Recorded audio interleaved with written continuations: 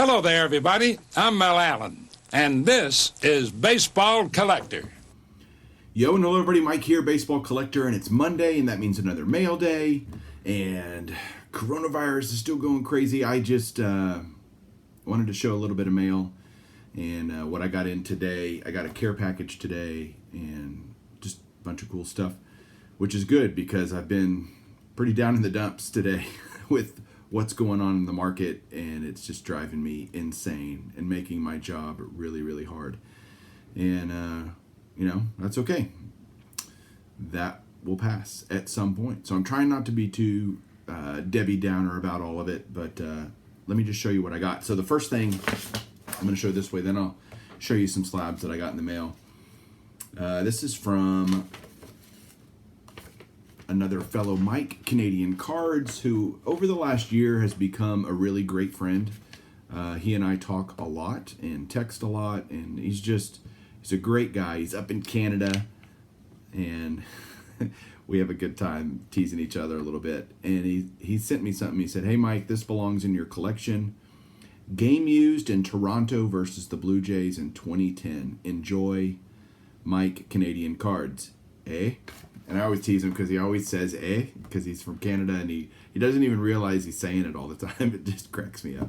And again, Mike sent me this. It's so awesome. And let me show it to you here. Let's see which is the best way. This way.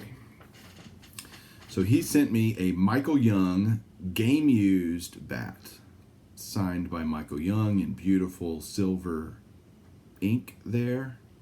Michael Young, one of the greatest Rangers of all time, if not the greatest Ranger. You can see there's the thing and the bottom. Just so cool. Again, Michael Young, Rangers Hall of Famer, leads the Rangers all time in dang near every offensive category. Really borderline Hall of Famer. I mean, if he could have played 3 or 4 more years, I think he could have gotten enough counting stats to really be considered for the Hall of Fame. Unfortunately, he will never get there, but he's an amazing ball player. He was a great player for the Rangers for a long time. And the fact that he sent that to me, he got it, he told me the whole story of how he got it. And so I'm just thrilled to death. It made my day that I got that in the mail. So now we will show some slabs. Let me turn it around. We'll take a look. All right, here we go with a few slabs that I got in the mail today. The first one is, let me put it this way. I bought a card from a fellow person on YouTube, and he sent me an extra card, which was always who doesn't love extra cards? And it's this 1993 Upper Deck Derek Jeter rookie card. I guess technically a prospect card in a nice 8.5. I did not have that card in the slab, so yay. Very, very cool.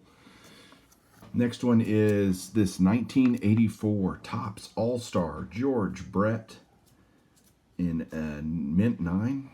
So nice 3-decade card there. Here's another one. 1981 Topps Record Breaker Ozzie Smith. Most assists by a shortstop in a season. That's also a mint 9. Again, I'm just filling holes here with different slabs. 78 Topps Dennis Eckersley. Love the wavy hair, the mustache, everything. And this is also a mint 9. Last two are pretty vintagey. Vintagey, is that a word? Vintagey? It is now.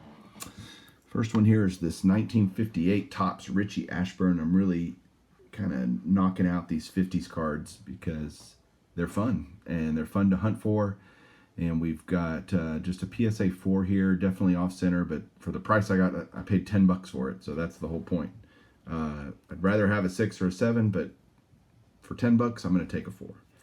And then the last card, I'm really working on this guy's run. I'm working on Hank Aaron really hard and Sandy Koufax really hard, trying to finish those up.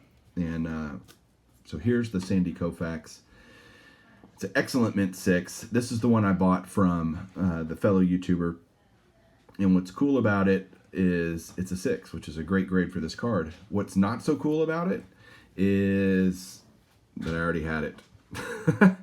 I so what happens is, what really sucks is when you put sometimes when you put a card in, I put this card in the registry long ago when I got it, and for somebody else had it in their set registry, and so it doesn't show up.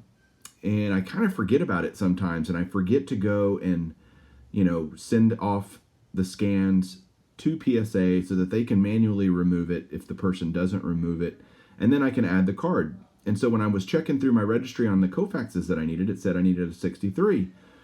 And God, I wish I could tell you guys that I can always remember which cards I have. I can't.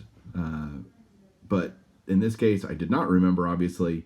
And it wasn't in the registry. Ironically, it was off of my own spreadsheet list. I just didn't double check that when I was looking for this and making the deal for that card. So now I have 2 Sandy Koufax PSA 6s in the 1963 tops. And so I'm not really, it's my own fault for not checking properly or whatever. But, and look, there's a lot worse cards I can have. So I'm not upset that I have 2 of them, but it is kind of like, man, I wish I would have been more diligent on my end. But that happens occasionally. So there you go. That's the new Koufax that I have. And that's it. So thanks, everybody, for watching. I hope you have a great rest of your week. And we'll talk to you soon. Keep collecting.